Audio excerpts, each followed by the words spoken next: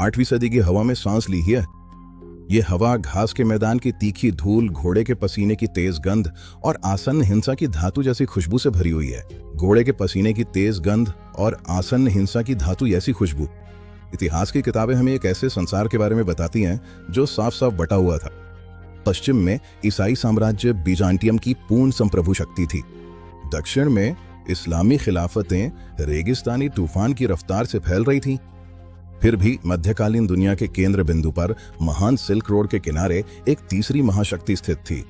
वे थे खजार, तुर्की योद्धाओं का एक अर्धघुमंतु संघ, जिन्होंने चौंका देने वाली संपत्ति और पूर्ण सहिष्णुता का साम्राज्य खड़ा किया था। लेकिन उन्हें उनके डरावनी घुड़सवार सेना या उनके विशाल व्यापारी बेड़ों के लिए याद नहीं किया जाता। उन्हें उस फैसले के लिए याद किया जाता है जिसने मध्ययुग की धार्मिक गुरुत्वाकर्षण को चुनौती दी थी। उन्हें उस फैसले के लिए याद किया जाता है जिसने मध्ययुग की धार्मिक गुरुत्वाकर्षण को चुनौती दी थी। एक ऐसी दुनिया में जो मसीह और मोहम्मद के नाम पे खुद को फाड़ रही थी, स्टेपीज के खगान ने मूसा को चुना। ये है खजार खगानते की कहानी, स्टेपीज का भूला बिसरा यहूदी साम्राज्य।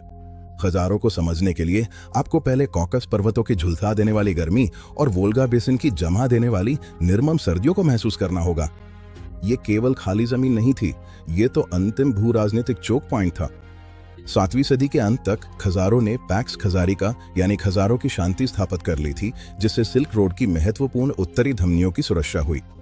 सिल्क रोड के महत्वपूर्ण उत्तरी धमनियों की सुरक्षा की गई थी। मसाले और रेशम का व्यापार होगा बा, सिक्कों की खनखनाहट गूंजेगी। वे एक सर्वोच्च सैन्य मशीन थे। जब नवगठित अरब खलीफाओं ने उत्तर की ओर धावा बोला, कॉकस पर्वतों को पार कर पूर्वी यूरोप तक पहुंचने की मंशा से, तो खजारी थे जिन्होंने उनका डटकर सामना किया। अरब खजार युद्ध बेहद क्रूर थे। ये सदियों तक चले संघर्ष थे जो पहाड़ी दर्रों की घुटन भरी धूल में लड़े गए।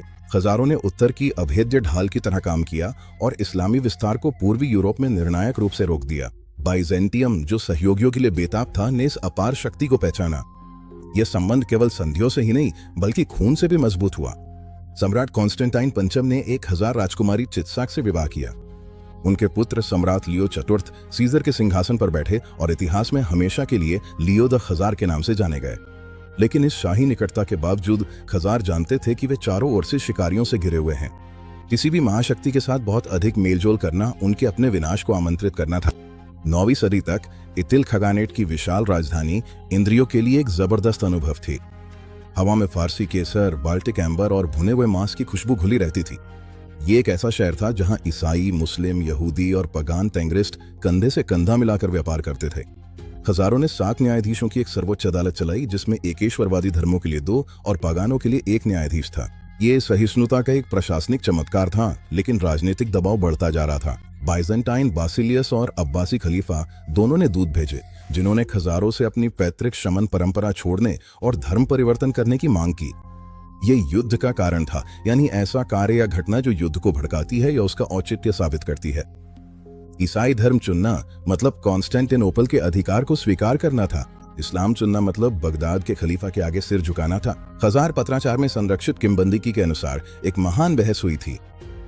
राजा बुलान ने तीनों धर्मों के विद्वानों को बुलाया। उनकी दलीलें सुनने के बाद बुलान ने देखा कि ईसाई और मुस्लिम दोनों ही अपने अपने विश्वास की नींव के रूप में हिब्रू बाइबल को स्वीकार करते हैं। एक घास के मैदान की तलवार जितनी तेज बुद्धि के साथ बुलान ने यहूदी धर्म को चुना। यह शासक वर्ग के लिए गहरा आध्यात्मिक जागरण था, लेकिन साथ ही यह व्यवहारिक राजनीति का भी उत्कृष्ट उदाहरण था। यहूदी धर्म अपनाकर खगानेट ने वैचारिक स्वतंत्रता की घोषणा की। वे एक तटस्थ शरणस्थली बन गए, न तो सम्राट के आगे झुके और न ही खलीफा के, और वैश्विक व्यापार पर अपनी लाभकारी पकड़ बनाए रखी। लेकिन साम्राज्य भी नश्वर होते हैं। 10वीं सदी के अंत तक व्यापार मार्ग इतिल को दरकिनार करने लगे। एक नया शीर्ष शिकारी उभरा, कीवन रूस। युद्ध प्रमुख स्वियातोस्लाव प्रथम के नेतृत्व में रूस अत्यंत निर्दयी थे। उन्होंने वोल्गा व्यापार पर अपना नियंत्रण स्थापित करने की कोशिश की। 965 ईस्वी में स्वियातोस्लाव के बेड़े नदी के किनारे उतर आए।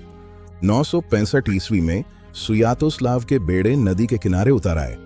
आंतरिक कलह और बदलते गठबंधनों से कमजोर हुई खजार सेना टूट गई।